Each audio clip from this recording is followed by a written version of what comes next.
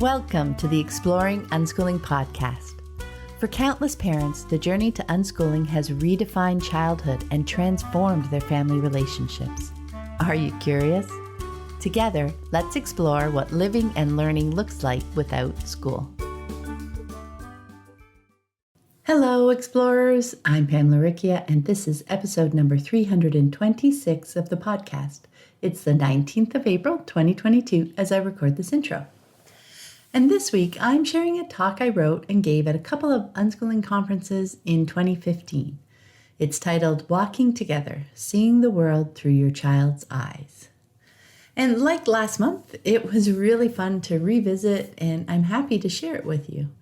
If you've been listening to the podcast for a while, I hope these aren't new ideas. Yet, I know from experience that it can be so helpful to hear them over and over in different contexts, cultivating new connections, building a stronger web of learning around the idea, and leading to a deeper understanding. It can inspire us to contemplate the idea in relation to our own children today, and maybe a new insight bubbles up. Maybe a fresh aha moment is sparked. Maybe it reminds us why we made this choice in the first place, inspiring us to come to our day with renewed energy. There are all sorts of lovely reasons to listen in.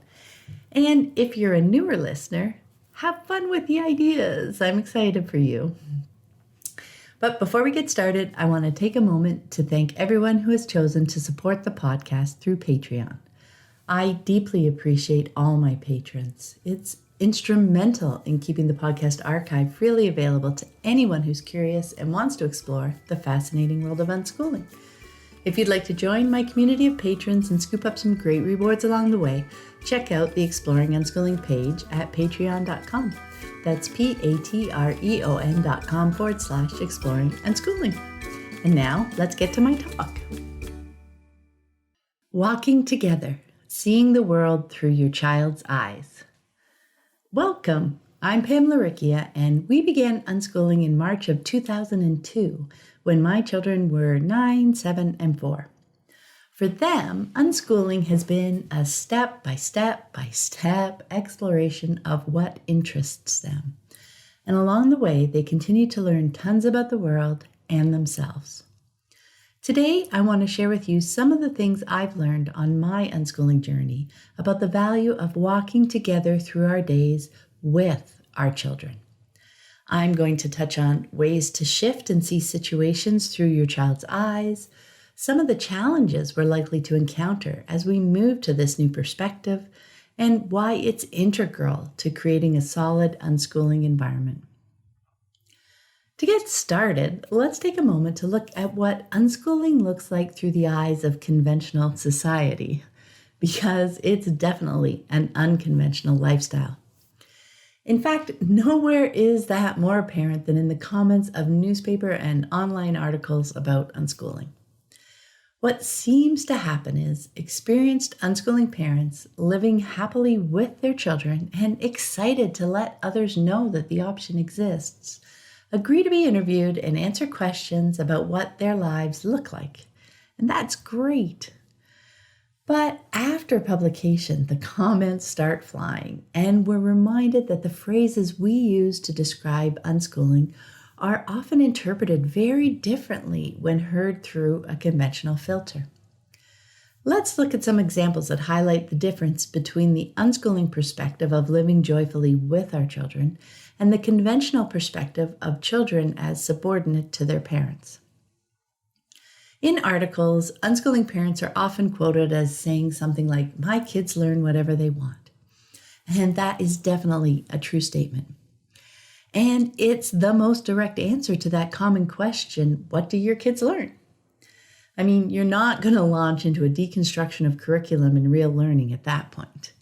But for someone who hasn't spent a lot of time thinking about learning, what pops into their head when they hear learn whatever they want? Well, my kids would never want to learn anything. And from their perspective, that's true, isn't it? One of the big disconnects here is that while we see the learning in everything our children do, They are looking for learning to look like school. And it's true, kids aren't likely to choose to sit at the kitchen table, open a school board approved textbook to page 1 and get started.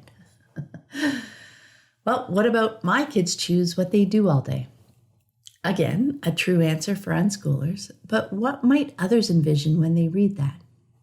Well, my kids would just watch TV and play video games all day. And from their perspective, well, maybe that's YouTube now. From their perspective, that could very well be true too. Given newfound freedom, kids probably would choose to do things that have been restricted up to that point. A lot. Conventional parents typically restrict these, quote, mindless activities because they don't yet see all the learning that is wrapped up in them. And here's another. My kids have no bedtimes. It's true for many unschooling families. Their kids go to sleep when they're tired. But how would a conventional parent probably envision that? That would be chaos. My kids would stay up all night and be so cranky the next day. Again, they probably aren't wrong.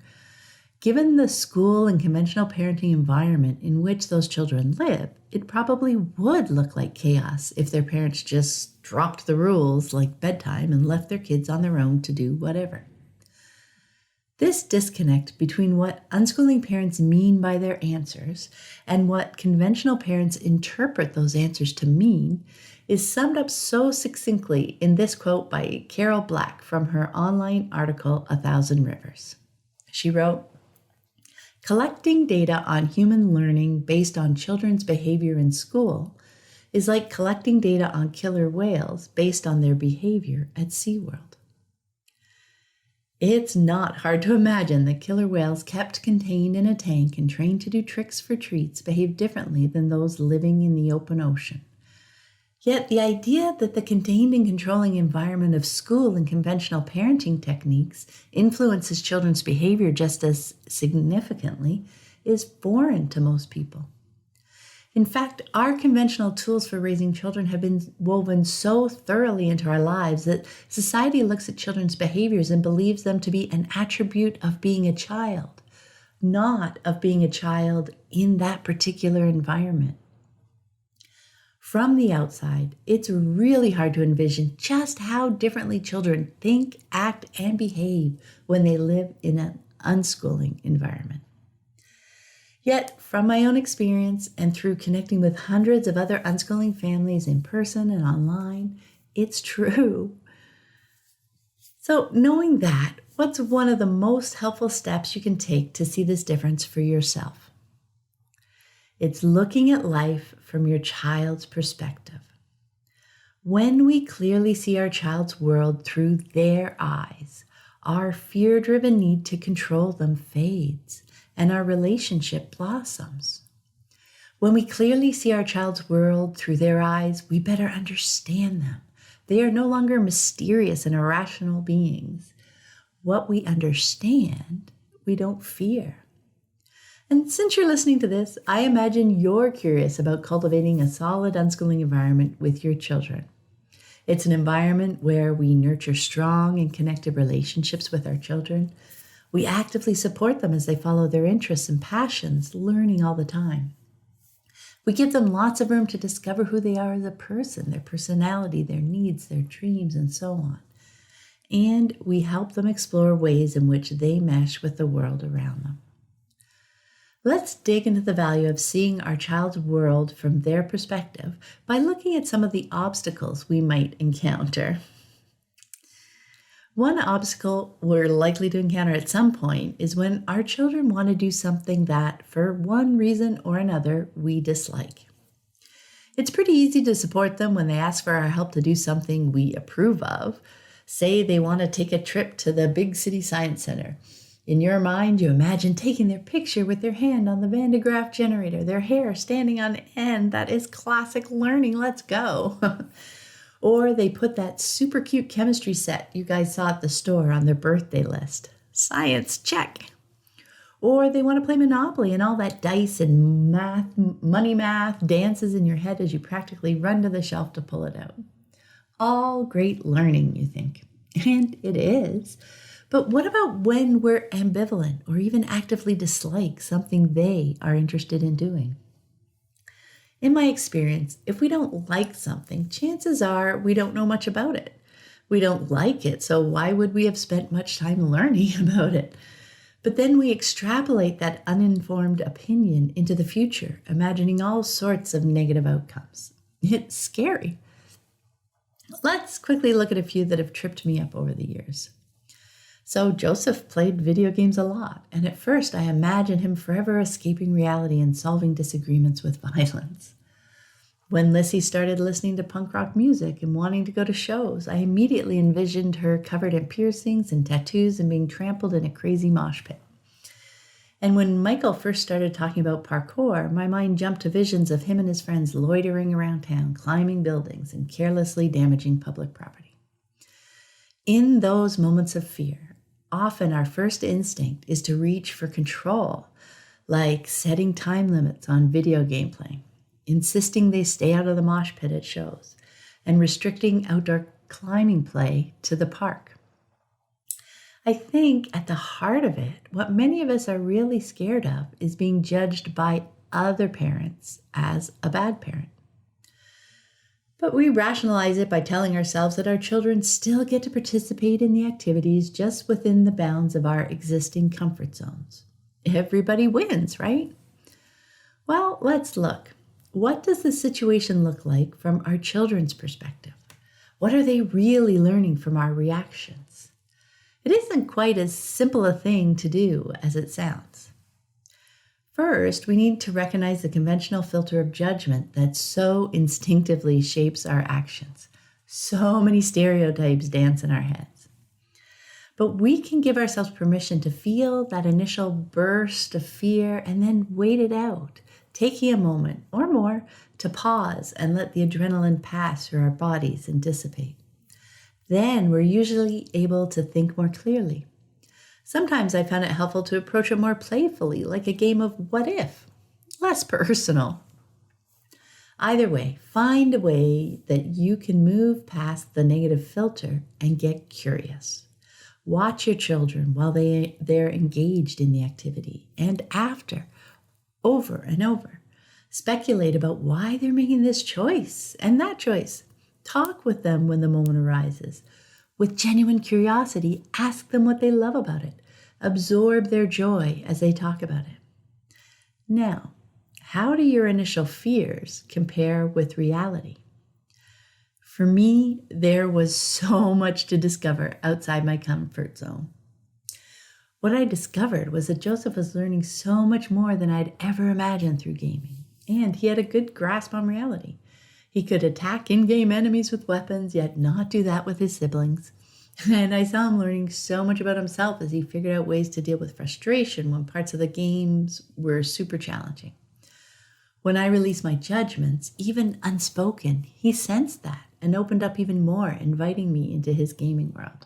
It was brilliant. When Lissy began closely following the alternative music scene and going to shows, I chose to go with her. At first, I was looking to gain some comfort through understanding the environment, but later I continued to go because we really enjoyed it together. It turns out I had a lot of fun. Even though I didn't go in the mosh pit, I enjoyed listening to and watching the bands, young musicians following their own passion. And never once did I see any badly injured kids being carried out of the mosh pit. In fact, she found the vast majority of them were very nice. So much for that conventional stereotype. She got her lip pierced when she turned 16 and her first tattoo on her 18th birthday, and she's still a thoughtful and caring person. My comfort zone has grown beautifully. Michael would bring his bow staff and nunchucks home to practice and never once did he use them to hit or threaten anyone. As his interest grew to include parkour, I noticed he treated public property with care and always considered safety as a top priority. He would sometimes attempt things that I thought were risky, as in risking broken bones, but watching closely, I could see that he was comfortable with the challenge. I also saw him choose to not try things he felt were unsafe. It became apparent to me that our comfort zones were just in different places. And since he has more intimate knowledge of his abilities and limitations than I do, he's in a better position to make those calls. So, what did I learn through doing all this thinking and observing? Well, one thing I learned is that I'm really good at blowing things way out of proportion in my head when I'm steeped in fear. I discovered that so many of the fears I was handed through stereotypes were definitely far off base. I also learned that trying something once doesn't mean I'm obligated to do it again and again, or that they'll want to do it forever. It's okay to try something and see how it goes. Everyone gets more information from the experience, and that helps us make more informed choices moving forward. Another thing I learned was that limiting my children's choices eroded their trust in me. It said, I don't understand you. A solid unschooling environment relies on connected and trusting relationships with our children because that's the foundation on which open communication is built. And without open communication through words or action, learning suffers. Now, let's look at a second obstacle that can get in the way when we're trying to see the world through our child's eyes. We can definitely get stuck when we're uncomfortable with our children's behavior. Maybe we're out in public and our child becomes actively upset. Or maybe we're at home and we worry that if we let them behave this way now, we're giving them tacit approval to act that way forever. Fear has us projecting their behavior today far into the future, and in those moments, we often instinctively reach for control. And the conventional tool for managing their behavior is consequences. If we can make the consequence even worse than the initial upset, they'll stop, right? Some typical examples may be, if you don't stop screaming, I'll send you to your room. Or if you keep getting so frustrated and angry at that game, you're going to have to turn it off. Or if you guys keep fighting over those toys, I'll take them away. We may convince ourselves that we're giving them a choice. If you do this, then I'll do that. But we're really not. We're keeping the power and wielding it in an attempt to mold their behavior. We're not trying to understand their distress, just control it. That definitely takes a toll on our relationship. So instead, how can we shift and see these moments through our child's eyes? The first shift that helped me was to realize that they aren't behaving this way specifically to frustrate me. In fact, their behavior isn't about me at all. It's as much communication as they can muster in this challenging moment.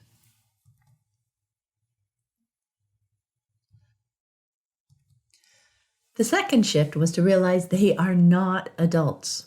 Projecting today's behavior onto their 20-year-old selves is meaningless and perpetuates fear, which in turn interferes with seeing things clearly today. Children are learning and growing and changing with every experience. Your 6-year-old will only be 6 for a year. These shifts help us move past our fears so we can more clearly see the situation from our children's perspective. And now let's look for patterns. What was their mindset leading up to that moment? Did they have a specific goal in mind that they were trying to accomplish? Was their day going well up to that point, or were they already a bit frustrated? Was this their first attempt, or have they been trying to do this for a while? What were the reactions of those around them? Is this something that regularly frustrates them? If so, maybe try to avoid putting them in that situation for now. Like going to restaurants. Don't keep setting them up for frustration and anger, and by extension, setting yourself up. Or if their reaction seems random, look back over their day. Have small frustrations been building up over time? Patterns can give you solid insight into behaviors. If your child seems to be knocked off kilter by new or infrequent situations, try taking the time to brief them beforehand. Maybe an hour before, or a day before, or a week before, however long they need to process the information. When they have a good idea of what to expect and what will likely be expected of them, they may be able to stay more centered. And stay close to help them during the event too. And later, in a relaxed moment, debrief. How did they feel? What helped? What made things harder? What might you try next time? Kids are people too, just like us, trying to figure things out. Join them where they are and help them find ways to move forward that work for them. I've been having an email conversation with a mom over the last few weeks, and she asked me about a seeming contradiction she saw in my words. At one point, I talked about helping a child avoid situations that frustrate them. And at another point, I talked about how much our children learn about themselves as they experience and work through those frustrating moments. So, which one is it? She wondered. I replied that figuring out which frustrations to avoid and which ones to work through is a big part of the dance of parenting. If it was something they were intent on doing, I'd do my best to help them move through it. They were fully engaged in that moment, and that's often when solid learning happens. When I could anticipate challenges and do or change something beforehand to help them avoid getting frustrated in the first place, I'd do that. Keeping an eye on the environment was key, especially when they were younger. Again, it's about looking to the child and seeing their world through their eyes. How important is this moment to them? What are they trying to accomplish? Today, is it more about the goal or about the process of getting to the goal? Can I help deliver the goal quickly and with little fuss? Or is he intent on accomplishing the goal on his own terms? And how can I support him as he explores the process? This dance of parenting is all part of creating a connected and trusting unschooling environment. It's how we help them explore their world and themselves. And this isn't something you do once or twice, find the quote answer and move on. This is amazingly important learning about being a human being in the world that we continue to revisit, even as adults. We are always learning and changing and growing. It's life. And now let's look at a third obstacle that can often challenge us as we try to see things from our child's perspective, and that's feeling overwhelmed. I remember that feeling regularly when I had 3 children ages 5 and under, and I felt it again and again over the years. I still do sometimes. So does this sound familiar? The house looks like a tornado hit and we're having sandwiches for dinner again. I'm the only person tidying up the family room, feeding the pets, doing the laundry, and taking out the garbage, and I can't see any end to that. It's hard to consider anyone else's point of view when we're already feeling so overwhelmed in our own. There's no room left. And not only that, conventional wisdom encourages us to stay firmly stuck in our own perspective by telling us that when we're feeling overwhelmed, we need to get things under control. When we're uncomfortable with our children's choices, we're encouraged to gain control by setting limits. When we're uncomfortable with their behavior, we're encouraged to exert control by doling out consequences. And when we're feeling overwhelmed, like we can't do everything on our plate, we're encouraged to create clear expectations for others. In my experience, this typically means we organize a job board or chores list and demand that our kids, quote, do their share. We might even be able to convince our family that this is just what we need to get everything done. We explain that we'll be less grumpy and we'll have more time to play. And I mean, that sounds logical, doesn't it? But is it true? I think you can probably envision how chore charts usually play out. The first few days might go relatively smoothly. It's new and maybe even fun, but soon it's not so new. Soon the kids likely start to resist. They start to feel like we do about chores, that they're, well, a chore. And that's not what we were looking for. Where's the fun, we're all in this together attitude we conjured up in our imagination? We may not have 7 kids, but can't the ones we have whistle while they work? Well, do we? The chore chart itself tells our children exactly what we think about the regular work on the list. It's the stuff we don't enjoy doing, but that has to get done. We just want everyone to share the pain. It's practically a recipe for conflict and power struggles. And when our relationship suffers, their learning suffers. Think about it. If they have a question they'd like to ask you about something, or they're wondering where the glue is, But they're pretty sure that if they come to you, the first question you'll ask is whether they've emptied the dishwasher. There's a good chance they just won't bother asking. They may even actively avoid you. And that's not good for unschooling, really not good. So let's go back to the question. Is our premise true? Well, let's look at that overwhelming to-do list. Is it full of things we really want to do? Or are some of them things we think we should do? This is an important question. Take the time to really nail down the what before figuring out the how.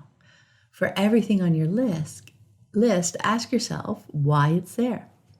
So let's take an example. Say your family visits your mom every Sunday, but there is so much prep work involved in taking your young children that you find it exhausting, a chore. Let's dig into that. Do you really need to go every week? Maybe revisit the value of that tradition. Do you really need to be that prepared? Prepared is awesome, but maybe you could leave some toys or supplies at your mom's house so there's less packing and schlepping every week. Can she come to visit you instead? There's no packing required for this option. Or can you meet somewhere else? Maybe it seems like a lot of work to host too, and it'd be easier to meet at a park sometimes. Maybe come up with a combination of things that make it less overwhelming for you. Or how about the playroom? Your daily chore list says you want it tidied up every night before the kids go to bed. Well, can you make it easier to tidy up? Maybe set up some easily accessible boxes and bins for things so they can be quickly put away. Do you tidy up with them? You don't want them to think of tidying up as a punishment or something nobody likes to do. Eventually, that might discourage them from taking their toys or crafts out to play in the first place. And that's where so much learning is. Plus, you're showing them by example ways to approach the task. Is tidying up interfering with their joy in learning? Maybe they're in the middle of a Lego build or acting out a story with all those stuffed animals set up in the corner. By insisting that everything get put away, you may be cutting their activity short, and they may not have the patience to start back at the beginning the next day. What looks like a mess to you may be an intricate, longer-term undertaking to them. So we can ask them if they're done, if it's okay to put their stuff away. Seeing the playroom the way your child sees it helps you keep their interests and goals in mind. So the idea is to thoughtfully pare down your to-do list to the essentials. Try to remove anything that feels more like an obligation than a joy, meaning something that you should do versus something you want to do. This process also helps you remember why you want to do some of those things in the first place. When my list is filled mostly with things I want to do, or at least want to have done, I look forward to accomplishing the tasks instead of feeling overwhelmed.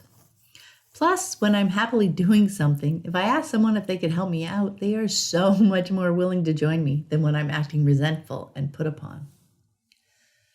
Another thing I've tried when I'm feeling overwhelmed but don't want to put that burden on my kids is to streamline my time. In my imagination, I become super efficient. I remember trying to schedule my days when the kids were younger, breaking them into half-hour chunks and starting super early while everyone else was still asleep. There'd be chunks of time dedicated to cleaning, playing with the kids, cooking, laundry, bills, and so on, everything I could think of. So what happened after a few days? Well, the kids would have something super cool to show me during my cleaning time. Or they'd be busily engaged with their own activity during my play with the kids time. Or we'd be deep into researching something fun when my phone alarm would go off and tell me it's time to start cooking dinner. Real life, real learning would get in the way of my schedule. And I'd have the realization, again, that while routines can be comforting, in my experience, time-based schedules can come to feel more like handcuffs. I found things went more smoothly when I remembered to follow the flow of the day, engaging with the kids and mindfully watching out for times that they're occupied. I'd fit the things I wanted to accomplish into those moments as they appeared. If there was something on my plate, I may not get it done today, but I would almost always find some time that week, or soon enough. And if it truly needed to be done that day, we'd add it to the list of things we needed to make space for that day. But I found not too many things got down to the wire like that. In the meantime, my relationship with my children was strong and they were learning in leaps and bounds. In the end, chore lists and daily schedules came to resemble curriculum and class time to me. I had done a lot of deschooling to discover the incredible value in giving my children's academic learning the space and time to flow at its own pace. And it turns out these overwhelmed feelings were the perfect catalyst to consider whether that same learning environment would ring true for life skills as well. I looked at my children's unschooling days through their eyes and discovered that the answer was absolutely yes. Of course, just as with the rest of their learning, it followed their interests and needs, not mine. So instead of my children learning what my comfort zones are through me saying, your room is messy, time to clean it up, they were learning about their own comfort levels. Maybe it was, hey mom, I want to clean up my room, can you help? Sure. Or mom, come see, I cleaned up my room. I went to look and appreciated it with them. Or I walked in and was surprised. Hey, you tidied up. Does it feel nice? Your collection of cameras looks great on the shelf. I've experienced all three over the years. That is learning about themselves that will be helpful for them for a lifetime. Another example. Without scheduling meals and bedtime by the clock, they're hearing and responding to the messages from their body, eating when they're hungry and sleeping when they're tired. Or sometimes choosing not to listen to the messages and discovering what happens. More super useful learning about themselves. When we give life the time and space to flow, pay attention to the motivations behind our children's actions and respond to and support them as they explore, we see them learning so much. I found that not only did releasing my need for control go a long way towards dissipating my feelings of being overwhelmed, it also gave life in general more room to flow in new and surprising directions. Time and again, I discovered that while I may think I know the direction things, quote, should go, there are so many different and wonderful places they could go. There really aren't a lot of truly wrong ways for life to unfold, unless I get caught up in the trap of my way or the wrong way. There is so much joy to be found in not needing to know where things will end up. So I've talked a lot today about how helpful it is to take the time to clearly see things from our children's point of view. It seems simple enough, but it's not so easy to get there. Change is hard. I read this the other day, funnily enough, in a book called The Story Grid by Sean Coyne. He wrote, when human beings are faced with chaotic circumstances, our impulse is to stay safe by doing what we've always done before. To change our course of action seems far riskier than to keep on keeping on. As I mentioned earlier, moving to unschooling can seem chaotic to those first hearing about it. Leo Babauta, an unschooling dad who writes a lot about changing habits on his blog, zenhabits.net, talks about small steps. He writes, take that first step, celebrate that first step, love the step, not the destination. That step, even the motion of taking the first foot off the ground and moving it forward, that's everything. You haven't achieved any goals, but you've moved. You haven't created something amazing, and yet, more than ever before, you have. If you berate yourself for how much further you still have to go, rather than enjoying the step you took in this moment, how likely are you to take the next step and the next one? And trying to make a big change in one leap can be overwhelming, like we've been talking about. Out come the detailed plans and the schedules. Soon frustration follows, we give up, and there's no change happening. Take small, realistic steps and enjoy the journey. Leo also talks about that perfect movie that runs in our head. I mentioned one earlier where everyone happily does their chores, whistling while they work. We run that movie over and over in our head, comparing it to what's actually playing out in front of us, and we get discouraged because often they aren't even vaguely similar. But that movie is unrealistic, isn't it? It's as fictional as the latest superhero movie. But we still get caught up in it, our expectations so high that we can't help but fail to meet them. Then we throw up our hands and give up altogether. Again, no change happens. So be mindful of your movie. Focus on the why behind our wish for change, and actions more easily follow. By concentrating on my understanding of unschooling, I could more steadily take that next small step and more easily release that fantasy movie in my mind. Instead of jumping in with control, I was able to more patiently wait and see how things actually unfolded. And so often I was amazed. We ended up places even better than I first imagined. If we move to unschooling so quickly that our actions jump ahead of our understanding, life can become chaotic, and chaos isn't fun for anyone. Focus on understanding unschooling, and small step by small step, your actions will change over time to align with your evolving outlook. So, what do we learn through looking at our children's unschooling lives from their perspective? When we look at our children's choices through our eyes, we see they are grounded in their needs and goals. We realize our likes and dislikes are just that, our own, not theirs. And with that deeper understanding, we can connect with our children even more, bringing things into their world that truly interest them. Our trust in each other grows. When we look at our children's behavior through their eyes, we learn so much about their desires and challenges, giving us insight into ways we can support them as they learn about themselves, their personality, their likes and dislikes, what frustrates and angers them, and ways to move through those emotions and what brings them joy. It's not easy work, but it's incredibly valuable. And when we look at our overwhelmed behavior through their eyes, we see that almost paradoxically, releasing our expectations and giving our days more space to flow is often more effective than trying to wrestle things under control.